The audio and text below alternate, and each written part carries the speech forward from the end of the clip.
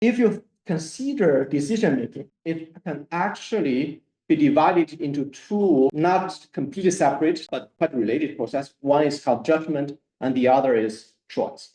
Judgment refers to the cognitive aspects of decision-making process, right?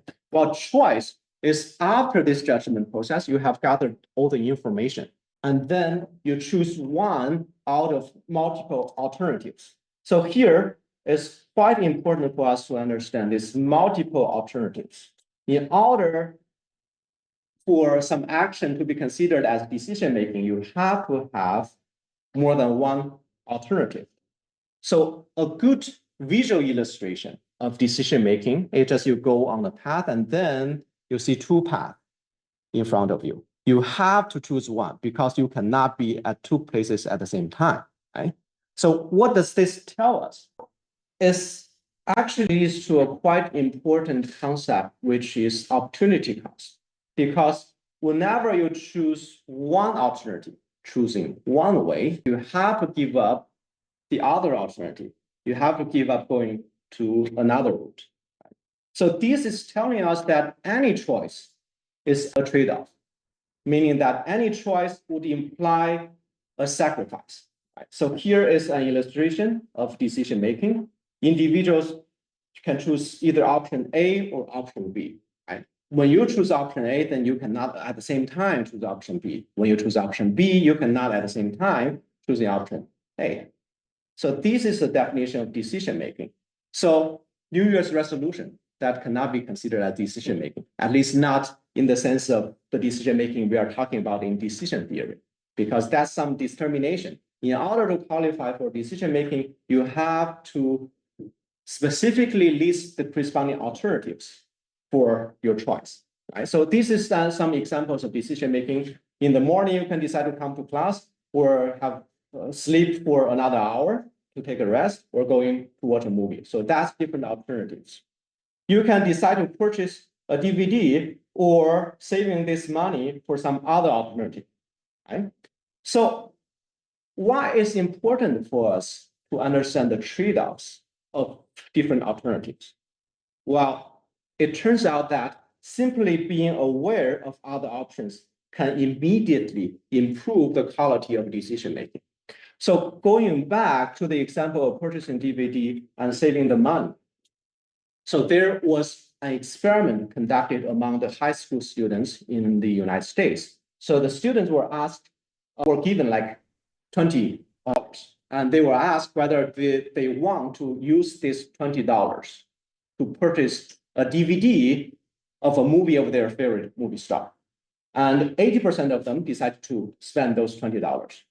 Well, asking more or less the same question, the researchers saying that, do you want to use this $20 to purchase this DVD or to use it for some other means? And you see that this question is actually the same as before, but the way the researcher asked question actually forced the decision maker, the high school student, to think about the alternative use of this money. And the percentage of decisions purchasing this DVD actually reduced to 55%. So that means thinking about this alternative actually helps 25% of students realize that, okay, they can use these things to other alternatives, right? So understanding this autonomy of decision-making, that you have different alternatives, and being aware of the alternative use of your resources can actually immediately improve your decision making. Okay, so that's why it's important for us to understand the exact meaning of decision making. So let's take a 10 minutes of break, and we'll get back maybe 12 after 10 and to continue our discussion. Okay, let's get back to our discussion. We have learned what is actually decision making. Decision making have to involve more than one alternative. And also, whenever you choose one alternative, that means you have to sacrifice the opportunity of taking the other alternative. So now let's introduce a quite important concept in decision theory. It's probably one of the most important concepts in decision theory, rationality. So rationality means that the decision process of the corresponding decision maker, the rational decision maker, will be able to yield the optimal solution. Right? So meaning that the decision maker, if we consider them as rational, they are able to gather all the information to make the decision that achieve the best outcome.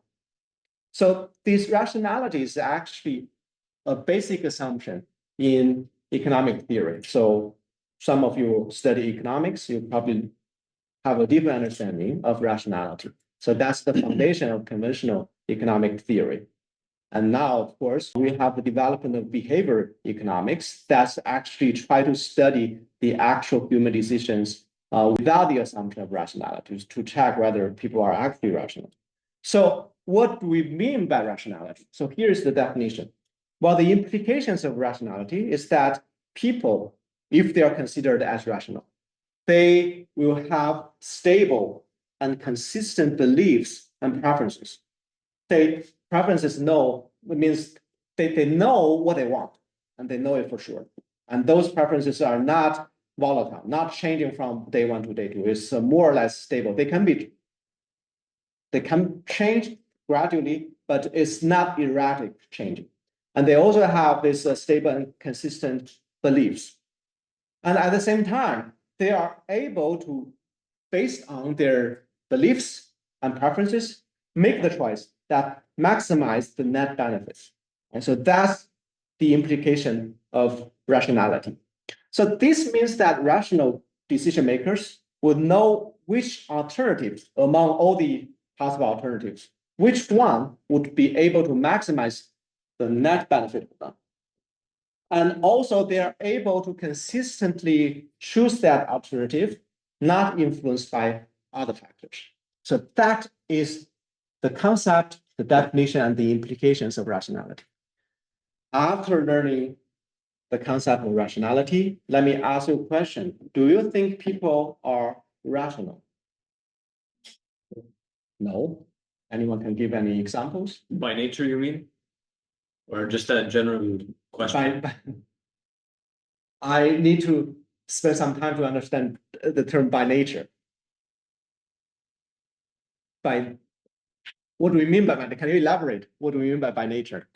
So I think people by nature are act out of emotions because it's it's based in our instincts. Okay. And it's and I don't want to spend too like I don't want to go off on a tangent with this to take away the discussion from something that you might want to discuss, but it just comes from kind of cavemen where they sort of act on emotion or the need for something. Yeah. Even if they, even if it's not entirely rational or it doesn't make sense, but it's something that they might feel so. So similar to love, maybe. The discussion is not tangent at all, right? It's very relevant to what we will discuss later. So basically what you're saying that by nature, if they are acting out of their intuition, emotions, they are not rational at all. Or is that a good summary of what you are saying? Not necessarily, but it's you can there are multiple perspectives to it, but it's still interesting. So then, what is the opposite of by nature? Meaning that if people will try to overcome their intuition, overcome their natural cognitive process, they are able to make rational decisions. Is that what you're trying to imply? Maybe more optimum decisions, but at the same time, if someone were to make a more emotional decision, maybe in a certain time, maybe it would not be the best, let's say, financial decision to make at this point, but it would be the most beneficial, let's say, just in terms of love, for an example, or I don't know, choosing to be with someone, let's say, quite an emotional decision, something that people do sometimes on the spot when they're having a certain experience, but maybe financially not the best decision for whatever reason, other perspective. So I guess what you're trying to say, I will get back to you, is that at least under some circumstances, people are irrational. Yes, exactly. Yeah. So at least people are not always rational. Right? Yes, and vice versa. Yeah. I think to summarize, I think people learn to be rational. Mhm. I think they are irrational, but they learn to be rational to experience a life, to gain the information. So that means through education, like by learning this course, that make you more rational, even though is that one implication? We then like, I think in like after the talk, maybe when we heard that sometimes the advertisements or similar things, we would then think, oh yeah, that makes sense. They're trying to trick you so that you are able So to, I think we to get yeah, more effects. yeah. Also, another implication is that adults are probably more rational than kids. Because through this learn process, you become more rational. Yeah, yeah. Very, very good insight. Yes. I'm not sure whether I would agree with myself. But That's a good illustration of irrationality, right? So you have different selves, and they're not necessarily agreeing with each other. exactly, yeah. My way of viewing anything that is coming out of a human brain is subjective, right? Influenced by multiple factors. What you mentioned in your previous slide is that choice that maximizes net benefit given preferences and beliefs is one of the assumptions for rationality, right? Now choice indicates that there's multiple options, right? And how much you value one over the other is personal. So for example, if I were to decide on dinner, would I want a salad that's gonna, keep me alive for an extra couple of years? Or would I want a hamburger that might shorten my life? Now, perhaps I would go for the hamburger because I like the hamburger taste-wise and do not care about, the long-term effects. Now, does it maximize my benefit? It's up to you, right? Yeah, that's a good question. One thing that you mentioned is the personal preferences. Preferences might differ across people. That's one point that you were trying to make, right? Preferences, of course, are quite important, but they are not able to refute the assumption of rationality because you might have very dramatically different preferences because maybe I would prefer tomatoes than diamonds. But if given that preferences, I make my choice consistent with my preferences, that's also consistent with the rationality. But what the second example that you are making is that this long-term trade-off, whether you are making the decision to maximize the net benefit, when we are talking about rationality, is we are trying to maximize our net benefit in the long term, the so-called expected net benefit over the long run, right? But we are tempted to make decisions that yields to our desire currently that may not lead to a good outcome in the long run. I mean, that's actually one example of irrationality. We are not able to make the rational choice in the long run that benefit ourselves if we take a broader perspective. Right? So we might benefiting our current self yielding to the desire, but it's not rational in the sense that it actually do harms to us in the long run, right? So these discussions are quite good. So it's actually deepen our understanding of rationality, right? So, I mean, the general conclusion, I think, is that we are at least not always rational. We are not able to be always rational. I mean, we could learn to be more rational to make better decisions. Like after this class, you could become more rational in the terms of making better decisions, but it's not easy to always make rational decisions. And my claim is actually more dramatic than what you have claimed. I would say that people are not rational most of the time. And we will see many examples throughout this course, especially today's class. Because of this irrationality that people are not rational all the time. It actually leaves a huge room for us to influence others, and also leave us a huge room for us to improve our decision making.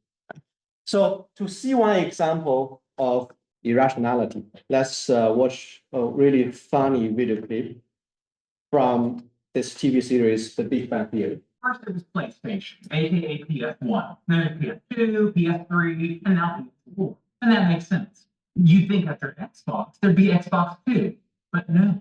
Next came Xbox 360. And now, after 360, comes Xbox One. Why one? Maybe that's how many seconds of thought they put in the name. Can you get the button, please? Yeah, however, with Xbox One, I can control my entire entertainment system using voice commands. Up until now, I've had to use Leonard. The other one, that's the button. Come on. I feel like you're taking this dilemma seriously. Fine, children. You have my undivided attention. Okay, now, the PS4 is more angular and sleek looking. No way! It's true. But the larger size of the Xbox One may keep it from overheating. You wouldn't want your gaming system to overheat? No, it absolutely would not. And furthermore, the Xbox One now comes with a Kinect included. Included? Not sold separately. Although the PS4 uses cool new GDDR5 RAM, while the Xbox One is still using the conventional DDR3 memory. Why would they still be using DDR3? Are they nuts? That's what I thought. But then they go and throw in an ES RAM buffer. That the Xbox. This ES RAM buffer should totally bridge the 100 gigabit per second bandwidth gap between the two RAM types. What should I do?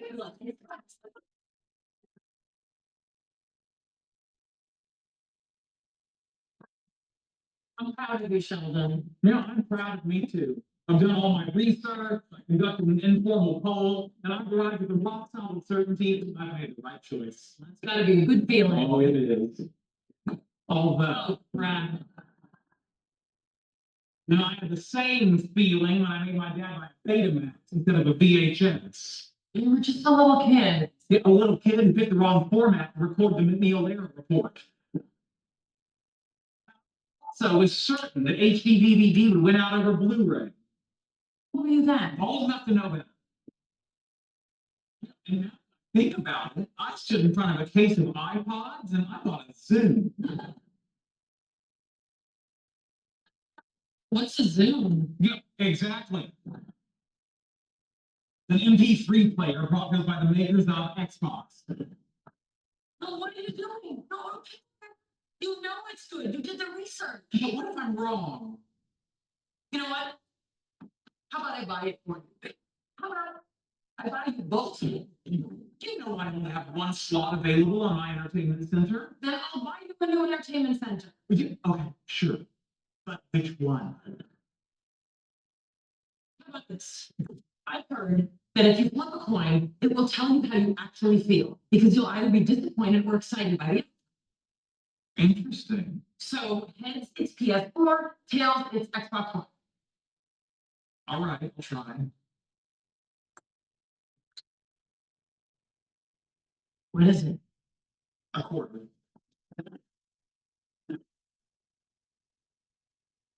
Could you give it back to me? That's the choice.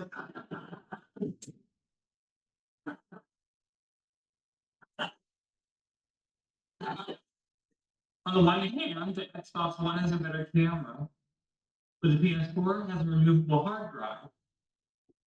Thoughts? I can't feel my legs. Oh, I'm sorry, guys. The store closed 5 minutes ago. But I haven't decided yet. You have to come back tomorrow. The registry is closed.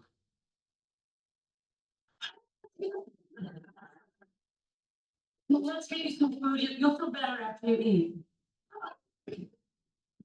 What do you want? Like Thai food, a burger?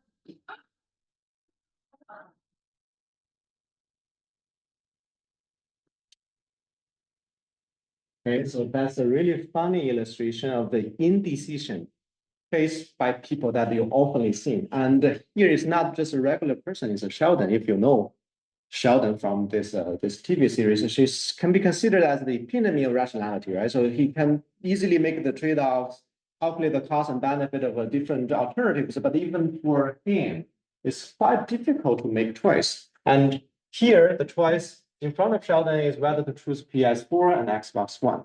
I mean, this is actually a good illustration first of the decision making, right? Sheldon mentioned that on the one hand, you have this, which is good, but on the other hand, this has also some good features.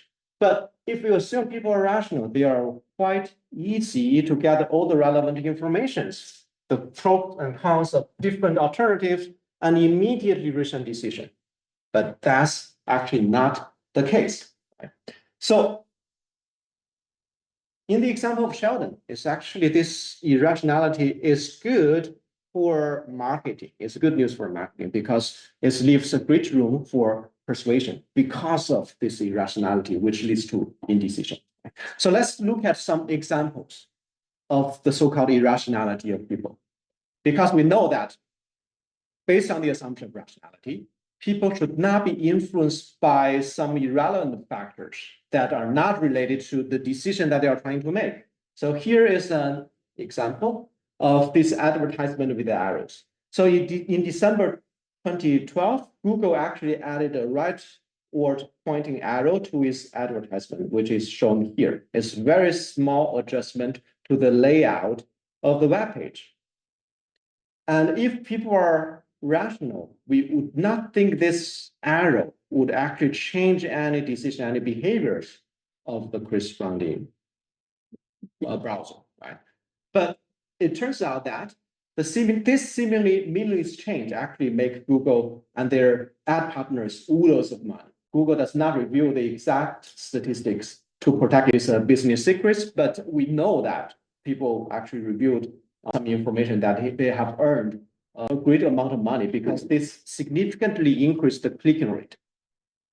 So one example that this irrelevant factor, just an arrow, that should not change your preference or beliefs in any way, but actually change behavior. The second example is a magazine subscription. So this is an example given in the famous book, Predictably Irrational by Dan Ariely. Right?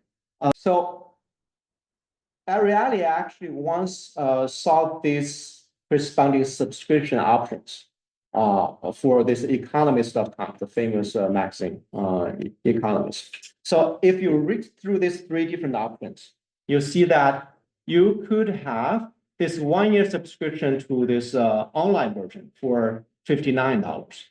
You could have the print subscription only, is $125. And the third option is you have both the digital and the print version for exactly the same amount of money as the print subscription only is $125. So Ariely was actually puzzled by this. Why they put this option, the second option here, because it's definitely inferior to the third option, right? No one in their sane mind would actually choose the second option.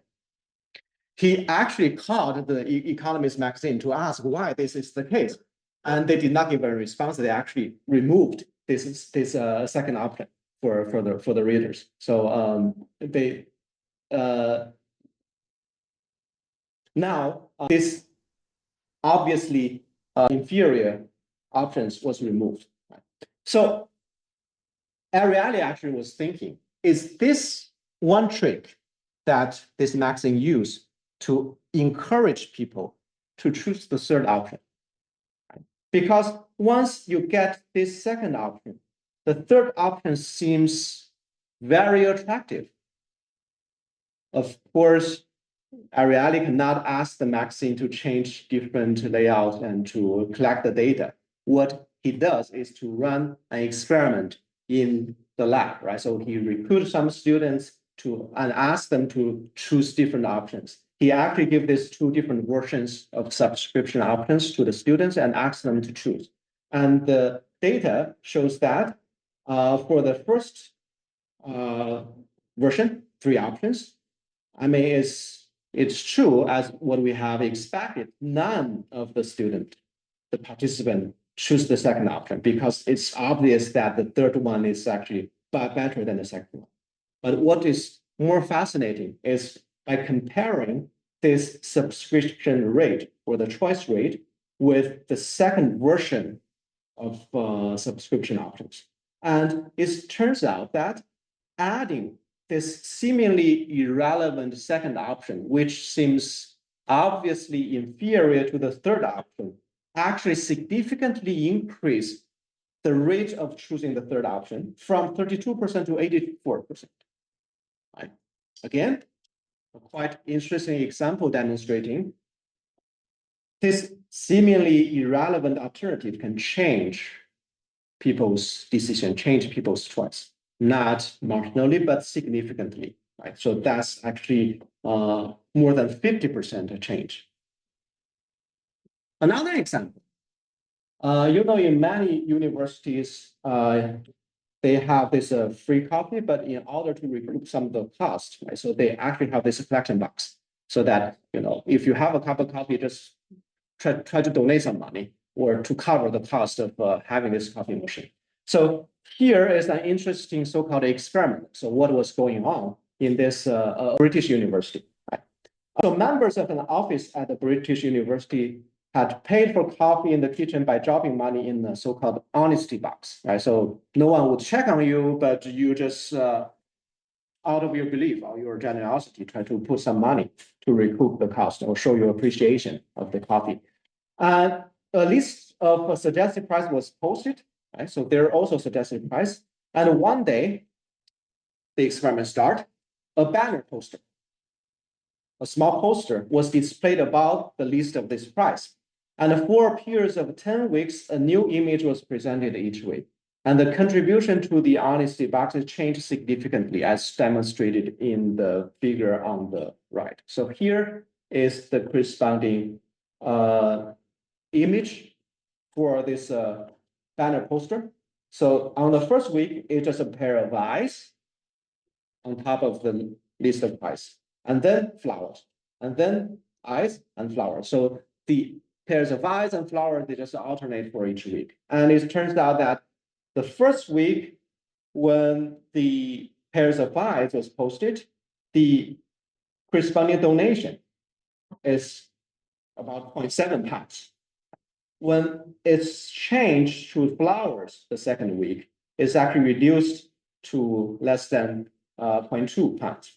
And as we switch from flowers and pairs of eyes, the donation rate actually changed dramatically. So if you only see the first 2 weeks, you are not sure whether this change is caused by the different display of the poster because it may be due to some other factors. But here, over the duration of 10 weeks, the nature of the image of the poster actually alternate. And you see this obvious pattern. So that gives us the confidence that this pair of eyes actually significantly increase people's so-called donation to the honesty box. Right? Why is this the case? I mean, if people are rational, I mean, they know that they are not watched by any other people. There is just a poster, just an image. But just by putting the pairs of eyes, this image, this poster there, it's actually significantly influence people's behavior. Again, we see that feeling being observed, okay, should not influence rational people's decision making, but it makes people more honest. Another example. And now, the last example, organ donation. So what I will show you is the percentage of organ donors by country. So basically, this is the percentage of people who indicate that after an accident, for example, a car accident, that you're dead, right? You pass away, your organs, it would be no use to you, but they can actually be great value to other people who need the responding organs, right? So here, what we'll show is the percentage of people who decided to donate their organs after some kind of accident. Right? So here we have different countries: Denmark, Netherlands, United Kingdom, Germany, Austria, Belgium, French, Hungary, Poland, Portugal, and Sweden, all European countries. So try to imagine what are the corresponding rates. And then I will show the corresponding rate to see whether they are consistent with your expectation. Are you ready to see the rate? Okay. I mean, it's almost humiliating as we are in Denmark. The organ donors percentage is the lowest, is maybe less than 5%. But if you look across these different countries, right, so we have these 4 countries, Denmark, Netherlands, United Kingdom, Germany, they have quite low donation rate compared to the other countries, where they have close to 100%. So what is going on? Does this indicate the Danes, the Dutch, the British, and the German, they are just not caring about other people compared to people from other countries? Because if you try to compare, like Denmark, Sweden, I mean, even though there are some cultural difference between Denmark and Sweden, but they are both egalitarian countries. They are Scandinavian countries. They have quite a lot of similarities. But what is the dramatic difference between these two, right? And Germany and Austria, they are both German-speaking countries. I mean, their culture are not that dramatic different that leads to this dramatic difference in the organ donation rate. So we have one hand here, yeah. I think I thought about it. It's what's the difference in writing. So for Denmark, Netherlands, United Kingdom, and Germany, you need to choose, yes, I'm ready to donate. But in Austria, Belgium, and all other countries, you needed to choose, yes, I don't want my organs to be donated. So and you need to like put the words, yeah. Good, very good comments. Anything to add to that? So I'm from the Netherlands, and they changed it. This is all the thing they changed it like maybe 6 years ago. Yeah. And it's now the same. That it's yes, and you have to select.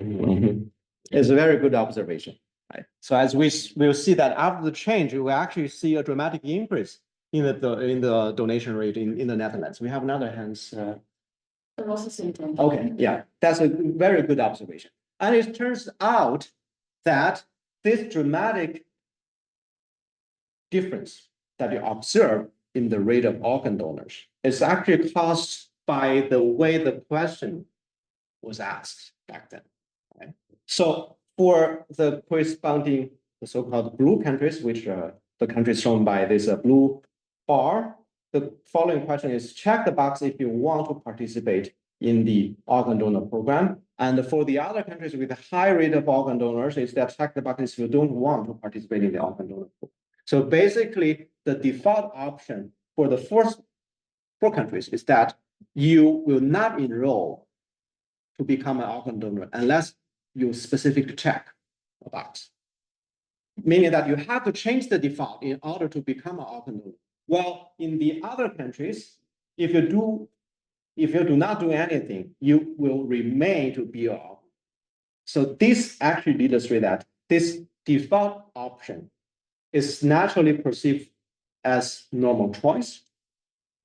And because it's perceived as normal, this deviation from this choice is an act of commission that requires deliberation and responsibility. And it's more likely to evoke regret. And that's why a lot of people, they do not take the action to change the default option.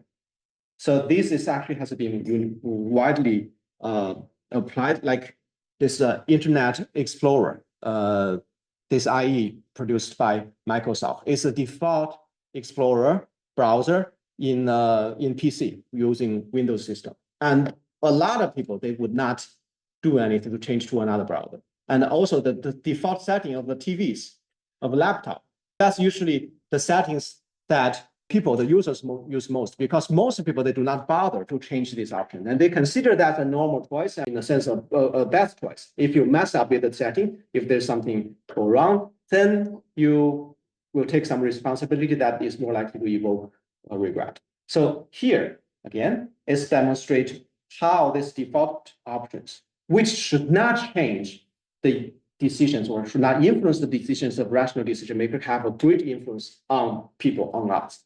Right? So still one example demonstrating that people are not rational.